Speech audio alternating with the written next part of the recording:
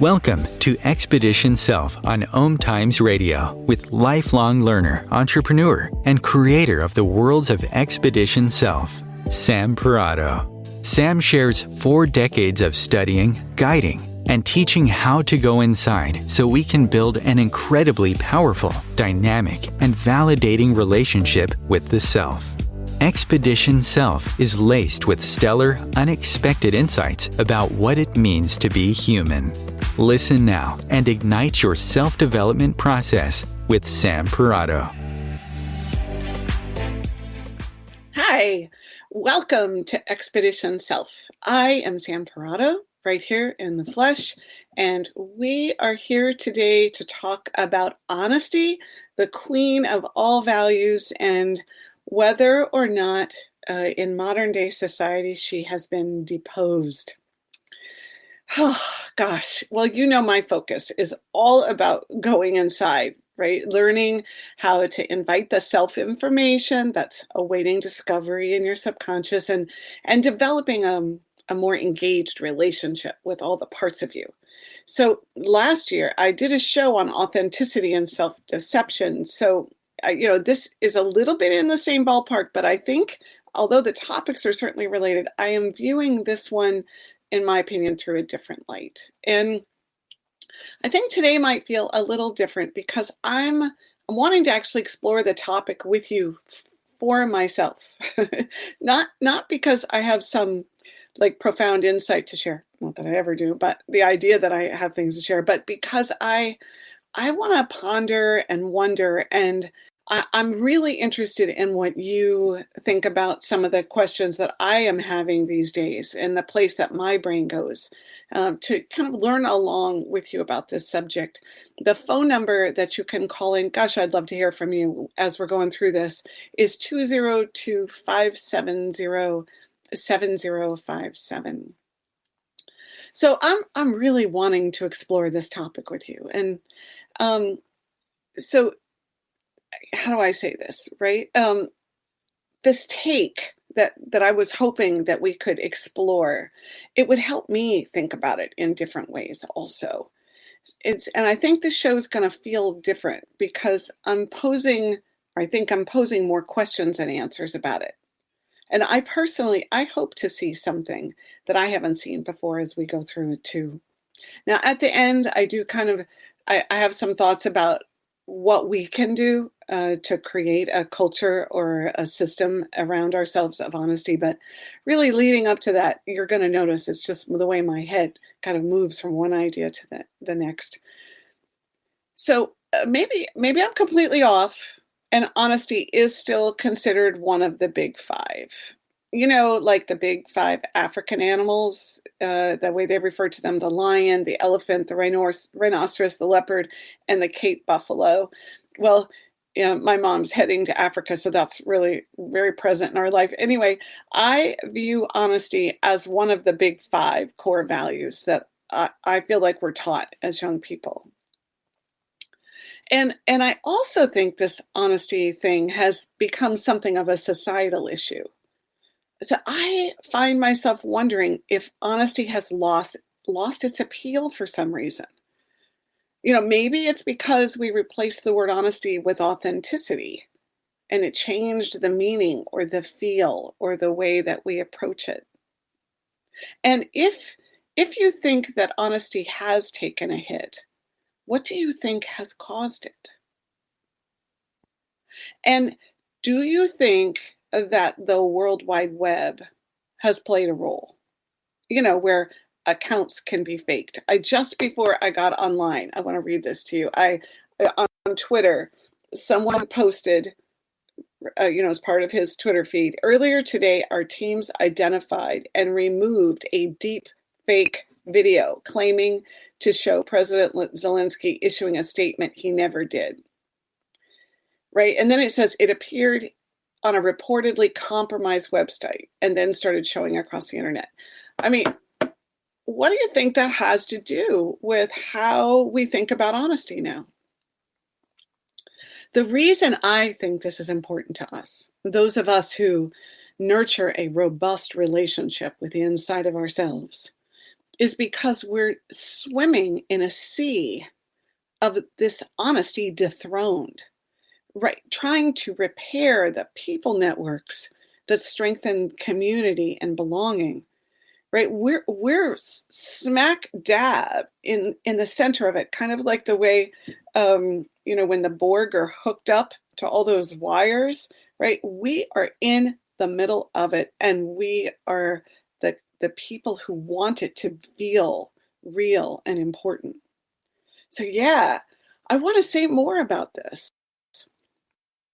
If you're building a stronger relationship with the self on the inside, then it's likely that you're a stand for that same constructivity in the external world too, like with your family and your friends, your colleagues, and even the world at large, right? So I'm making this connection that if you're working on your inside self and your inside world, it means because you want it also to touch the outside world.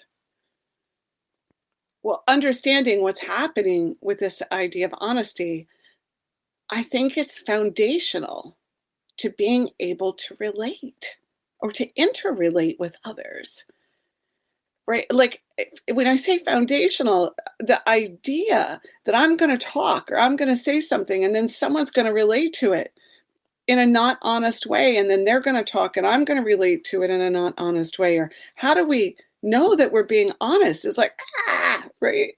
Like, have you thought about that? And have you noticed that being honest with yourself, it just isn't as easy as it appears? Because our psyches can only be as grown as we are at any moment. So our truth, by that very fact, is always changing and evolving. You'll be interested to know that one of the reasons I didn't start writing until I was like 48 or 49 or 50 years old, I don't know when it was exactly, but was because I never wanted to read something that I had written before, knowing that I was going to change out of it. And my head just couldn't deal with the idea of that. I'm better at that. That's one of my breakthroughs of my 50s. But in this moment, I want you to think about the 5 values you live your life by. And think about where were the 5 core values, or what were the 5 core values that you grew up with?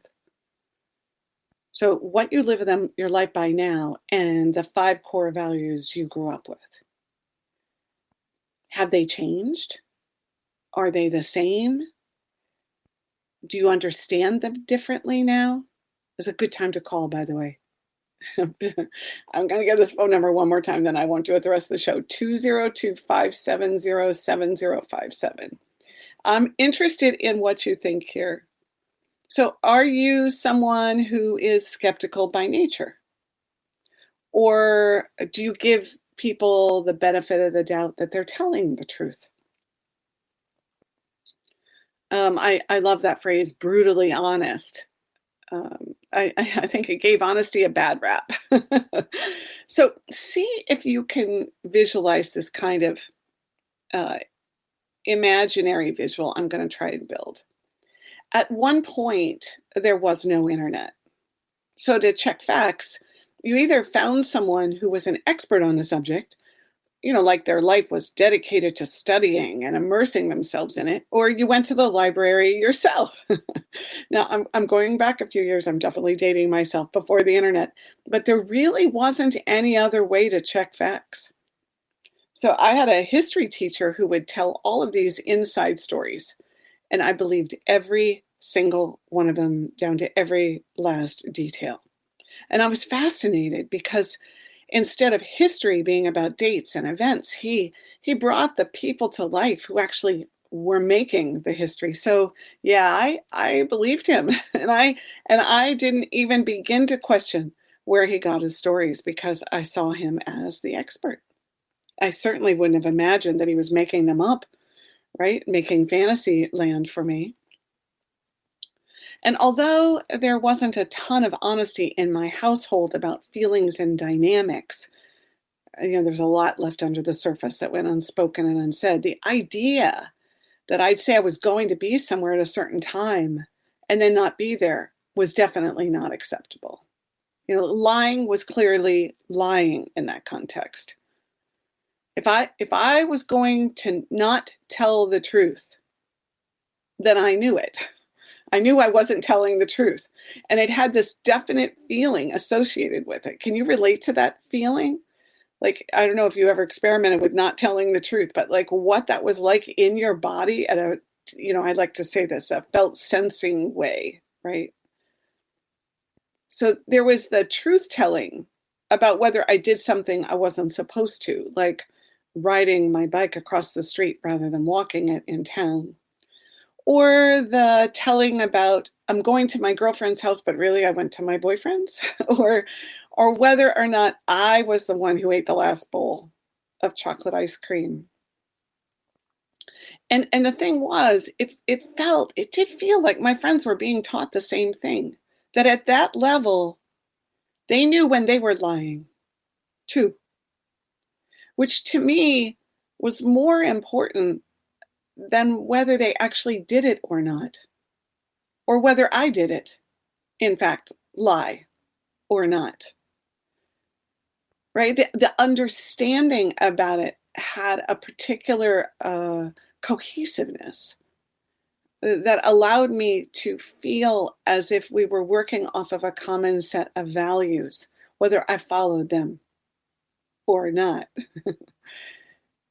I guess what I'm saying is that there was an agreement as to what constituted a lie and what didn't. And that agreement allowed us to, had us coalesce around this common value. So whether we actually lied or not was less important than that we had agreement about how we related to lying.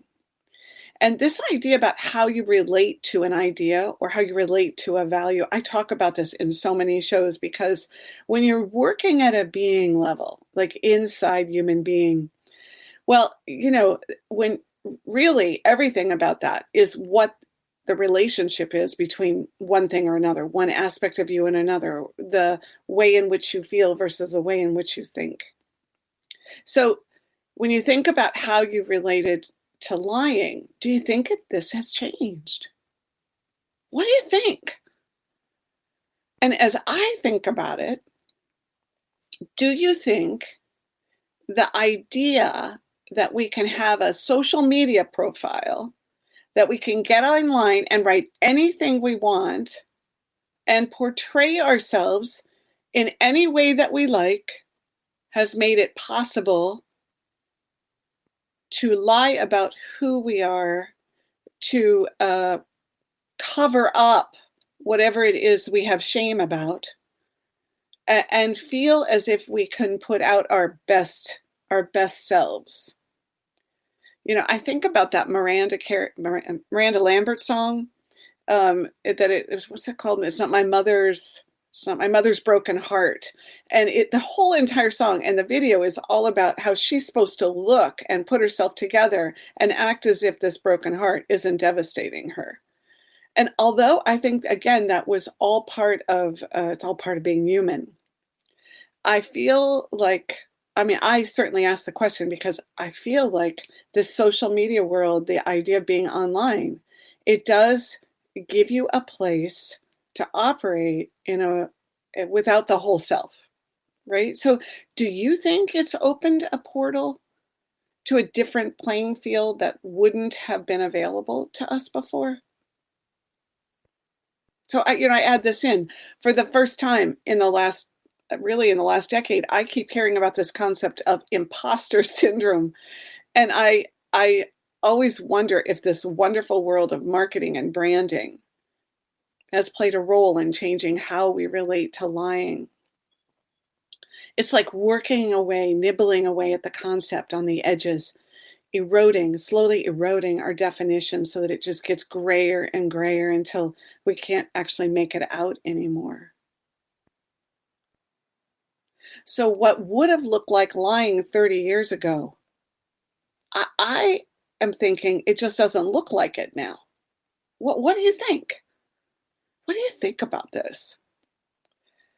I just find my mind, meandering in and around these ideas and these concepts because I'm concerned about it. I'm concerned about how do we even form, right, an ability to have discourse about conversation when we can't tell what's true and what's not true anymore, and people throw out facts, and you don't even know where they got their facts, and now we have to question it. I find myself thinking about how there's value in some of the changes because we now look at the entire authenticity of who someone is. Do they say what they're thinking? Do they portray their feelings in an accurate, a reflective way?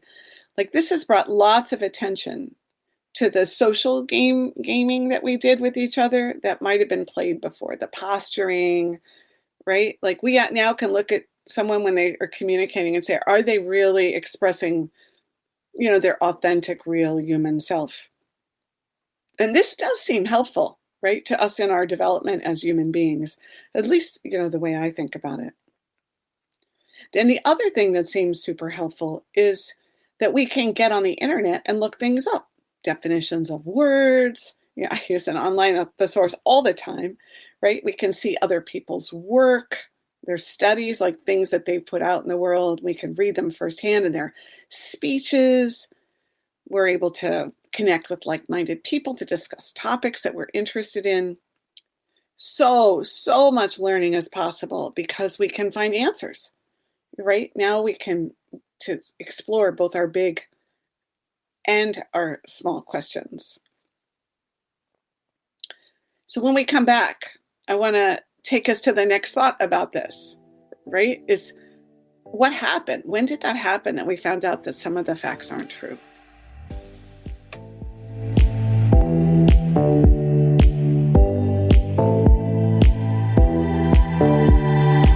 A conscious lifestyle for a mindful life. OMTimes Radio. IOM FM. OMTimes magazine is one of the leading online content providers of positivity, wellness, and personal empowerment. A philanthropic organisation, their net proceeds are funneled to support worldwide charity initiatives via Humanity Healing International. Through their commitment to creating community and providing conscious content, they aspire to uplift humanity on a global scale. Connect at omtimes.com. OMTimes, creating a more conscious lifestyle. My name is Victor Furman. Some call me The Voice. I've always been fascinated with human nature, spirituality, science, and the crossroads at which they meet. Join me Wednesdays at 8 p.m. Eastern on OMTimes Radio, and we'll explore these topics and so much more on Destination Unlimited.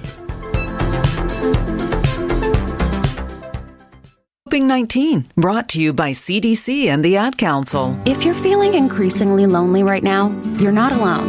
It's totally normal.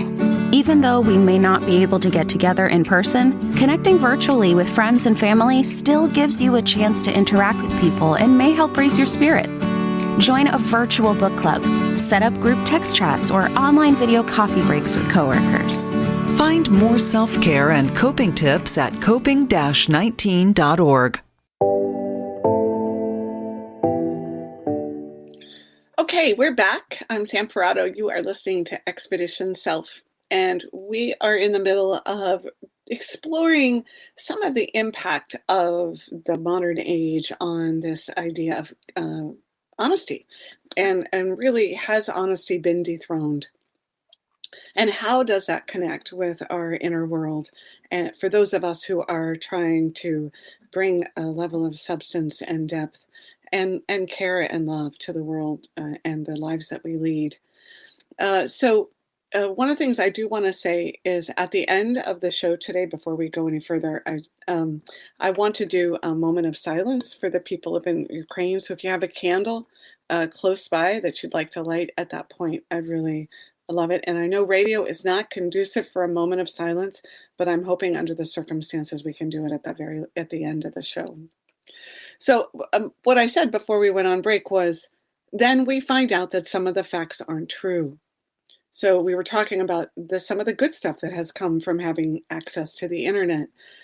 And so when did that happen? Right now, we're operating our lives, interacting with people all over the world, sharing information.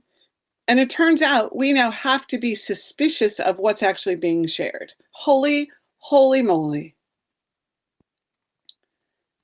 I want you to know that I was unprepared, personally unprepared for this new level of skepticism that I feel like I have to bring to playing in and utilizing the web for my research and my connectivity. And I'm upset about it.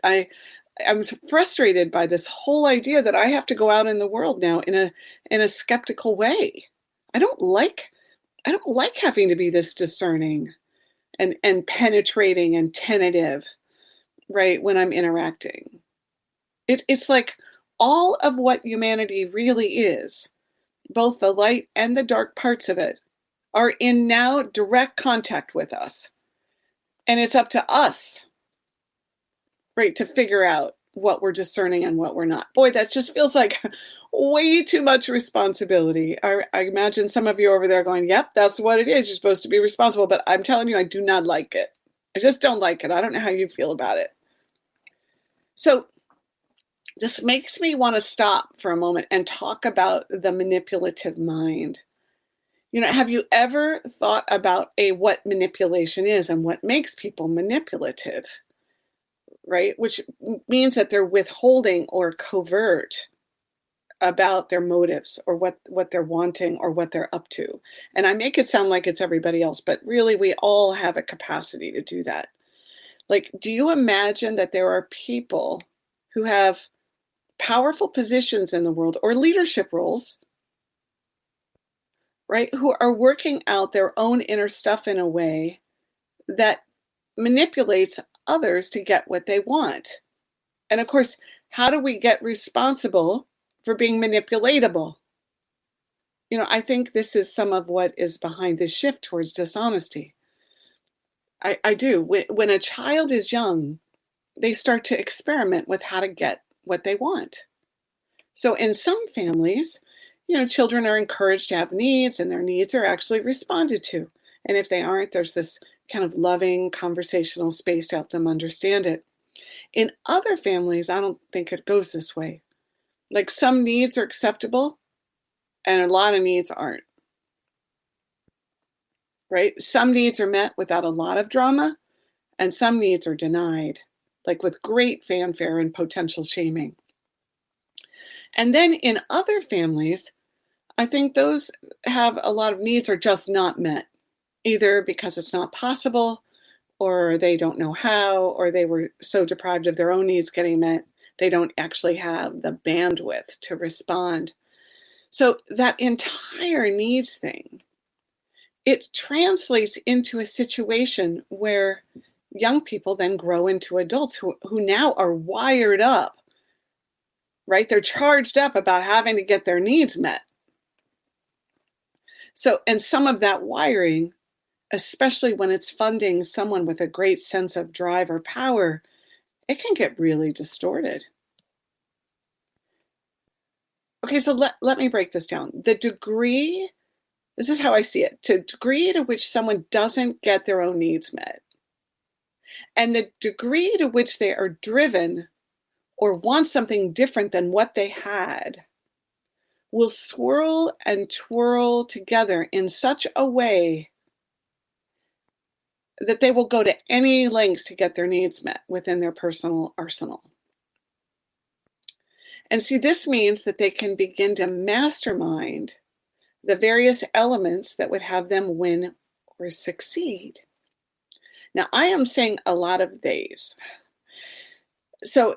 But really, this element of being human is present for all of us at some level.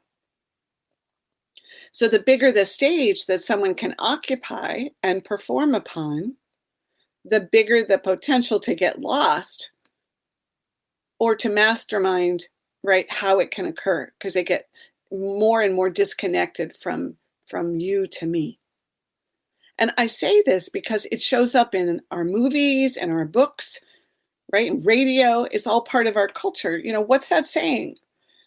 Does life follow art, or does art follow life? And I'm definitely suggesting that art follows life. I mean, think about the most intriguing movie that you watch. It's all about the hidden factors behind the scene. You know, what's really going on. I recently saw the new Batman movie, and it was all about these, undone needs that didn't get met, and then how they played out.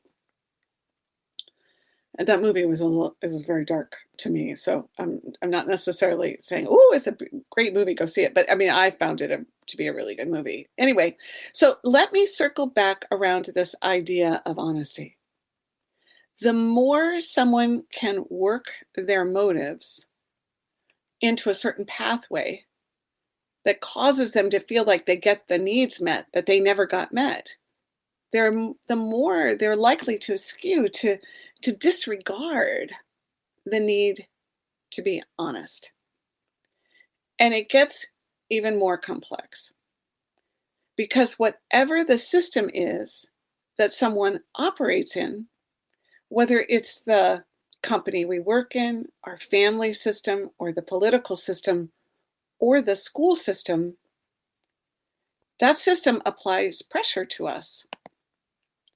It's like when someone goes deep sea diving and they have to come up for air a little at a time. Otherwise, they get the bends. The reality is that whatever system we're a part of, that system puts pressure on us to acclimate and assimilate into it. And I mean every system. And these systems, they often put rules and agreements in place that encourage people in an indirect way to lie and hide, because the ramifications for certain actions are missing deadlines or not appearing to do what's expected. Well, these are too risky, and they recreate the sense of loss, and they plug right in to the needs that didn't get met. And then being dishonest seems like a worthy sacrifice. Right? Maybe not, the word might not be worthy, but it's a tolerable, acceptable sacrifice inside of what it would actually cost to them. And I'm not saying this just happens in business, because I think it happens in families too, that the cost is too great to be honest. And so people just fold in. It's, I just want to go back to when I was talking about that there was some commonality when I was growing up, because at least people knew what a lie was. So I think what I'm actually trying to say is now it's become a survival mechanism. It's a tool to survive, is that we skim forward and backward on the sides of what is honest when we weigh the risks, right? So it's like the return on the investment, right? So it's been one of the most amazing things I've noticed as I've traveled from one culture to another in businesses, or participated in people's family experiences or online groups. There's this pressure. And if you're going to be part of that group, then you over time, you just slowly but surely bend to it, and you can't hold out aspects of yourself.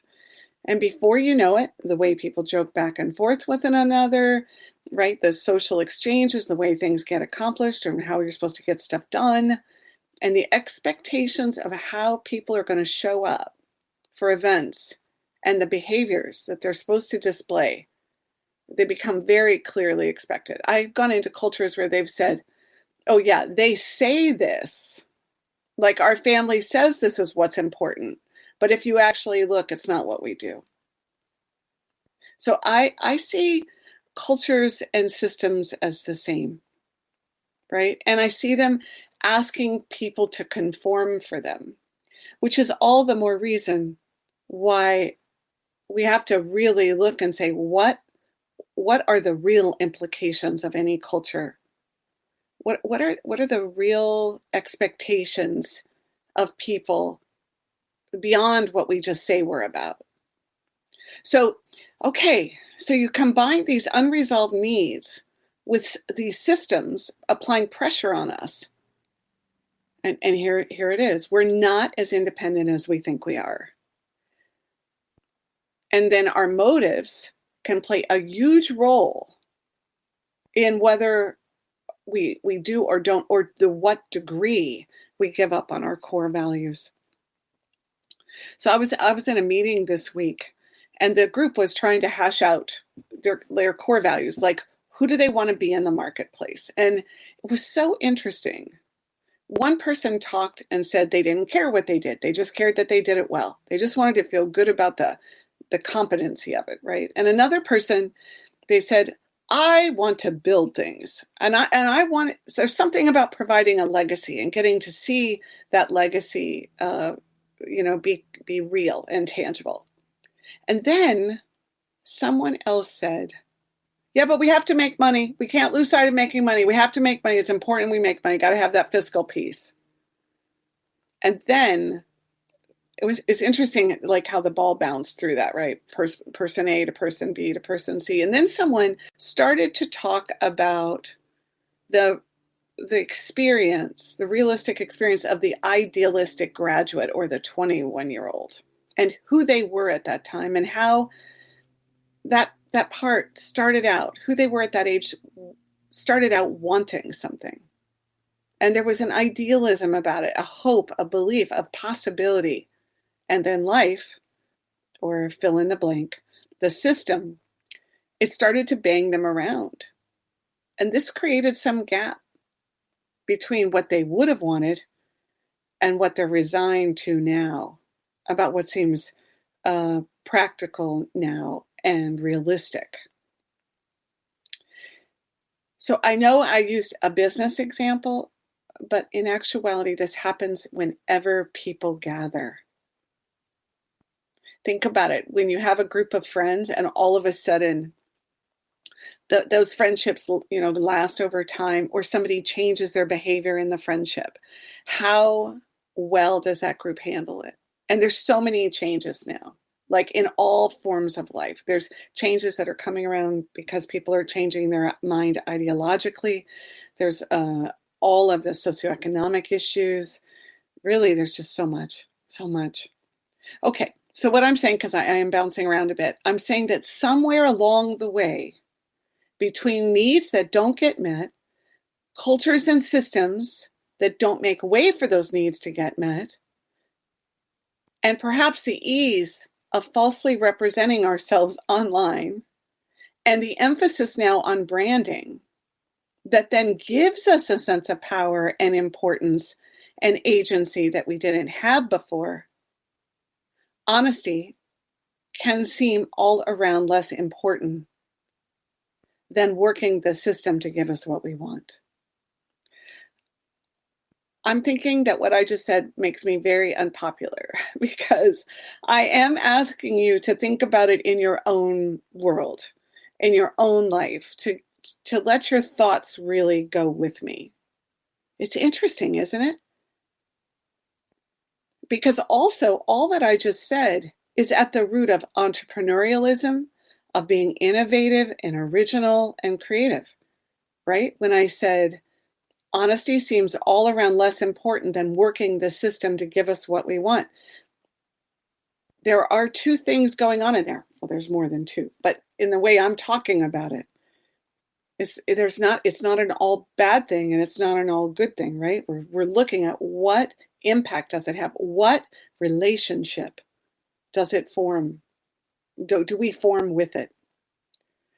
So I'm suggesting honesty now looks changeable, interpretable, subjective. There are no facts, really. It's all in how you see it or how you go find them. And you're curating, right? We're always curating, or somebody's curating information for us. And if you're someone who has a level of authority or power in your own life or in your role, trying to stake a claim on something you want, well, then it's even more so. In some ways, you might see that as an evolved perspective, but it's now thrusting us into a place where it no longer looks like there are facts, because now it's all in how you see it, or the facts that you plucked up and picked up because they worked to support the point you were trying to make or the position you were trying to take. So I think this is a huge upset for our being self. Just huge, huge, huge, huge, huge. And I think much of it is happening because we as human beings have felt powerless a lot from the time we were little to now. And so this is the thing. I think every person that's listening right now and that might ever listen to this show, we're always seeking some kind of power. The power to have enough money or love or time or influence. And this pursuit of power, when it's tied to unmet needs, it has the power to disrupt our inner integrity. It has the power to have us not even seek it. And it has the power to trick us into believing that it's there or it exists when it's actually missing. I think it disrupts it for all of us in some way or another. All right, when we're going to come back from break in just a minute, and we're going to go to the next layer of this. I hope you are finding your own mind is getting triggered and playing with these ideas.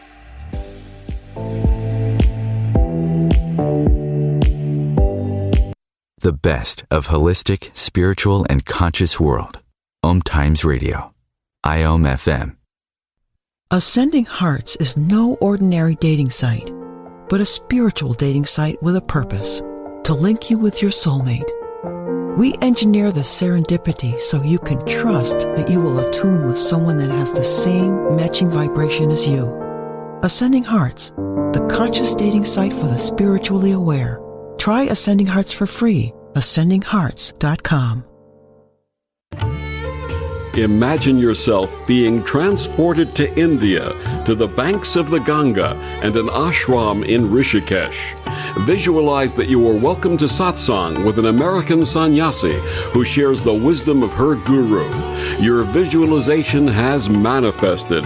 Join Sattvi Bhagawati Saraswati for inspiration and transformation every Thursday at 11 a.m. Eastern on OMTimes Radio.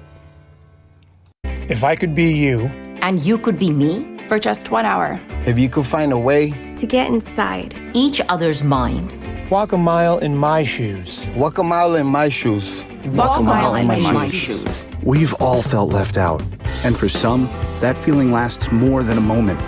We can change that. Learn how at belongingbeginswithus.org. Brought to you by the Ad Council. Walk a mile in my shoes.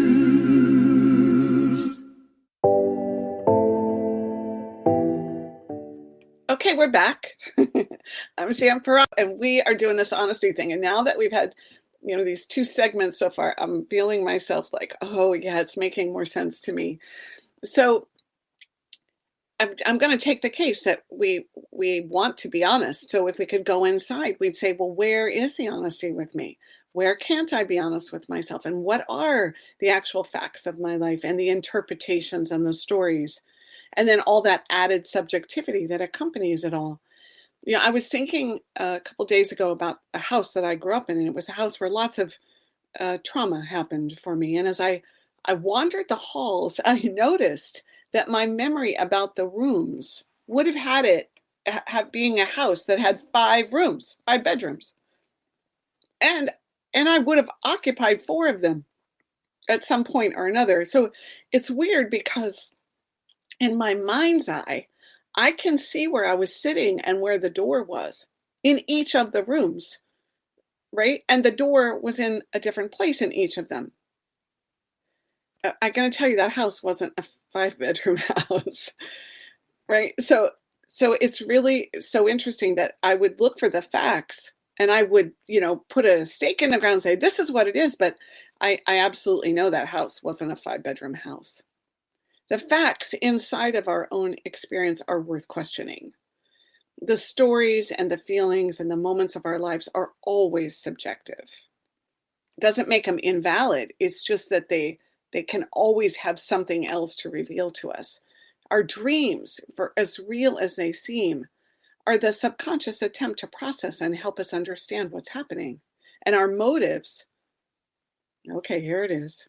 Our motives about why we do what we do are always suspect. All right, I want to share with you one of the biggest places of dishonesty that I think we actually cultivate as a society, and I would love to put a pin in it. And it's the one about the reason why we're helpful or why we're giving or are generous. And this idea that I'm doing things to help you, right, to help another person, it's that place within that feels altruistic or giving and sacrificial on behalf of other people.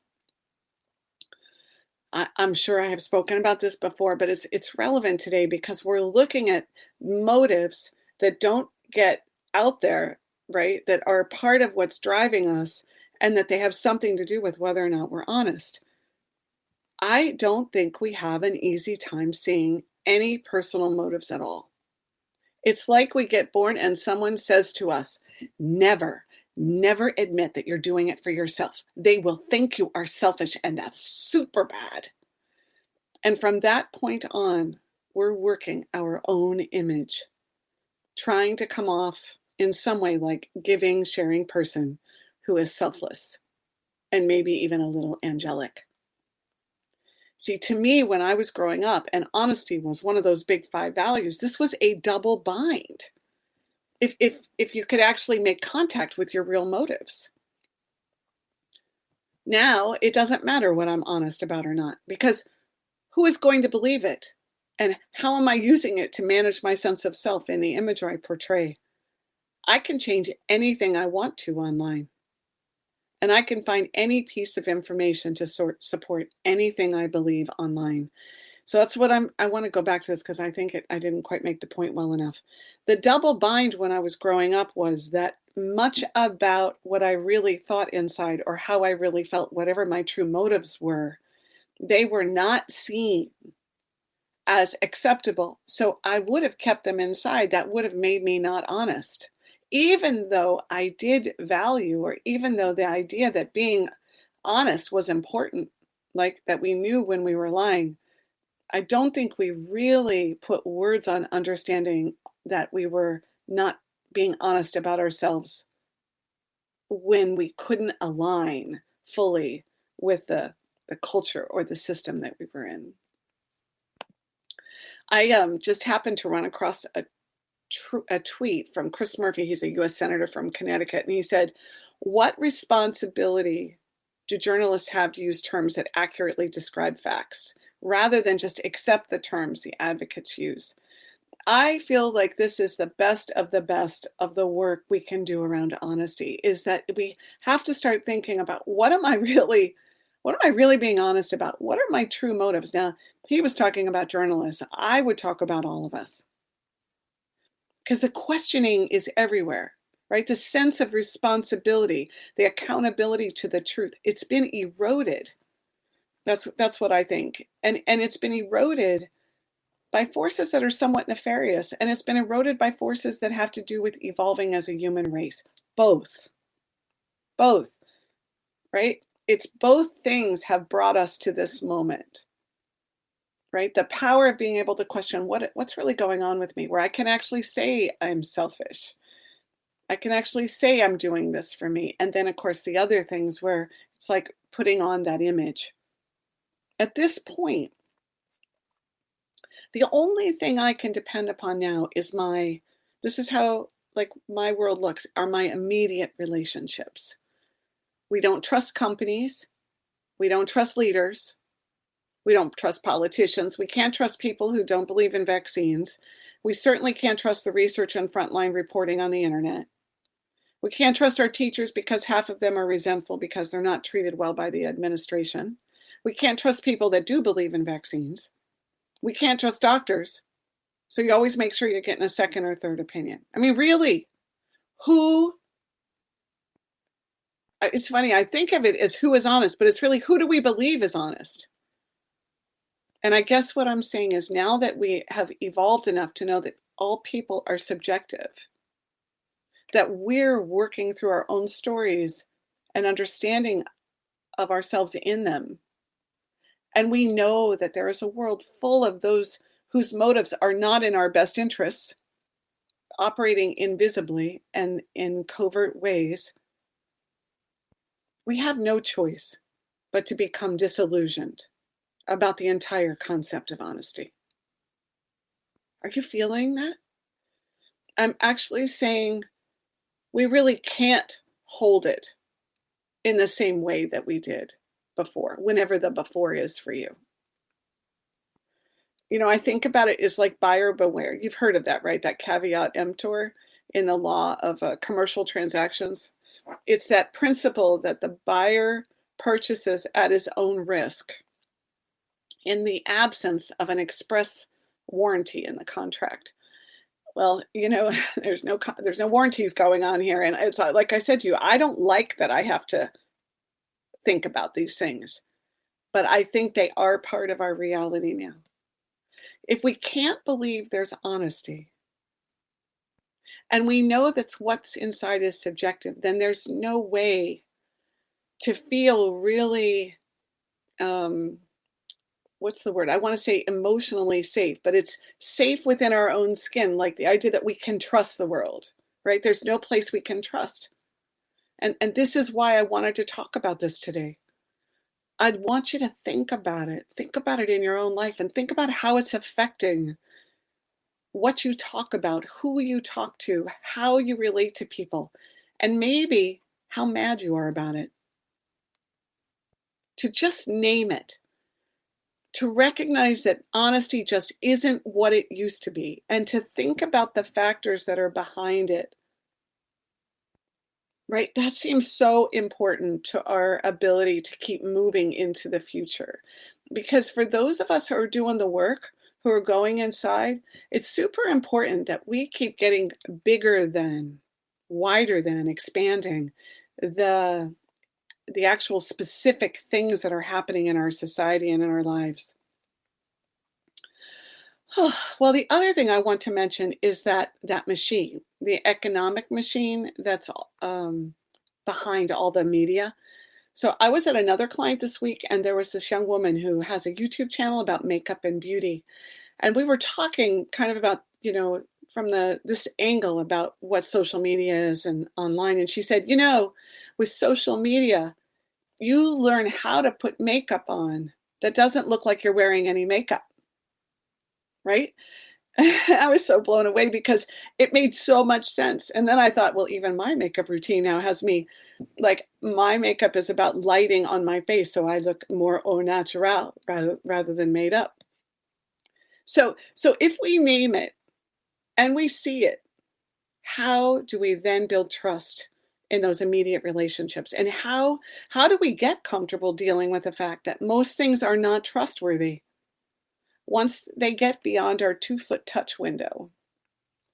And that's how I want you to think about the world you're living in now, is the 2-foot touch window. And when I mean touch, I mean really touch. You can touch it, right? That's the window, you know, that's the window of someone being in your immediate space, a real person, a real product that you use, something that provides a real experience of life actually happening.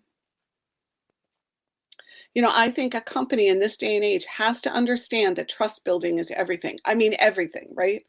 The product, the service, the interactions when something doesn't go well, everything has to be thought of through the lens of how do we do honest.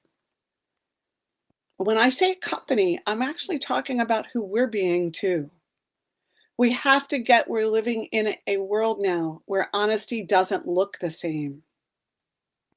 Something remarkable happened in my world with a company called Society 6. And I'd shipped a bunch of products to Vermont and they were undeliverable. And, you know, the site said that they had gotten delivered, but I never saw them, right? So rather than having to prove that I didn't get them, having no idea how I would do that, they literally just sent them out to me again. Now think about that. They said, we're a company who wants to get you your products the way you order them, in the time you order them. And if you don't, we'll take the hit. That's 2 feet. right? That's inside of my 2 feet right there. So this idea of knowing that we're coming from a place now of not honest or subjective. The question is, how do we build this into our relationships? And it starts with this idea of sharing motives. It's the place where we get very open and honest about the idea that I'm always getting a need met, and I talk about it and I ask about it. And this helps me to minimize the likelihood that I'm going to try to manipulate to get my needs met. And it creates a culture or system that encourages the seeking of honesty about motives. So that's the next thing. How do you create a culture of honesty? You give a ton of room for dishonesty and what might be going on that causes it. Right? I think I've mentioned before, when my son was little, I wanted this idea of being sneaky to be normal and human and to have it be embraced. So when it would happen, I'd say, "Ooh, is that a sneaky moment?" Because in this subjective, evolved sense of being human, we're really recognizing that when you transform, you're going to discover new truths.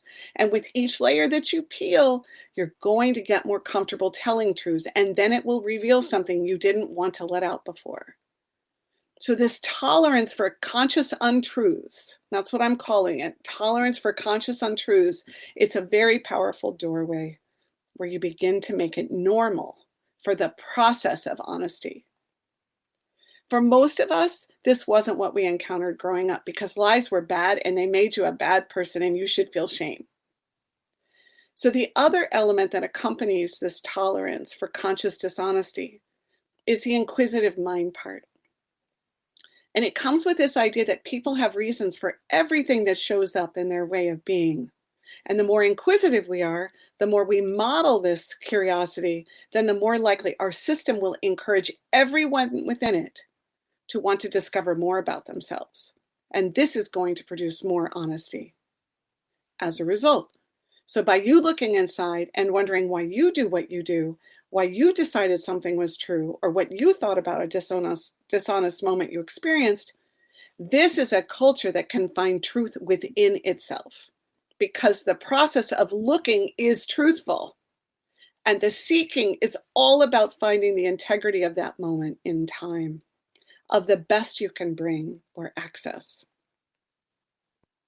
You see, it's like saying if the process is held with honor and regard, then there's a truth in that. Okay, so let's see. I feel like I am getting to the end of what I really wanted to talk about. So it's kind of like I'm saying that we find our union and community in agreeing with each other about the truths. We're not finding that, or the facts that we collect. I'm saying that we accept this place of conscious dishonesty and then get inquisitive about it all, the world, the facts, the stories, the angles, because then we can use the internet to support our learning and growth and to further humanity. This is my concern between cultures that have lost their appetite for honesty or environments and systems that create a pressure to be dishonest. We are at extreme risk of losing our humanity and our capacity to be open to each other and learn alongside one another. Thank you for being with me in this conversation. I hope that it has you do your own thinking and exploration about honesty and systems and this idea of conscious dishonesty. And in this moment, I was really hoping that we could take a minute and have silence. I'm hoping this is okay with the producer of the show, and have silence for all of the people in Ukraine and for all the people in the world that find themselves on the receiving end of violence, and for all of us collectively coming together and finding a place to become one as a humanity, right, as people. So, okay. As of this moment, it's 5:57. When my clock turns to 5:58, that's actually what I'd like to do, is spend that last minute. There it did. So I'm going to be quiet for this moment, and then I'll come back on and sign off. Okay. Thank you for being with me in that moment. Thank you for being with me on the show and for being someone who's invested in your own self-development. Have a wonderful week.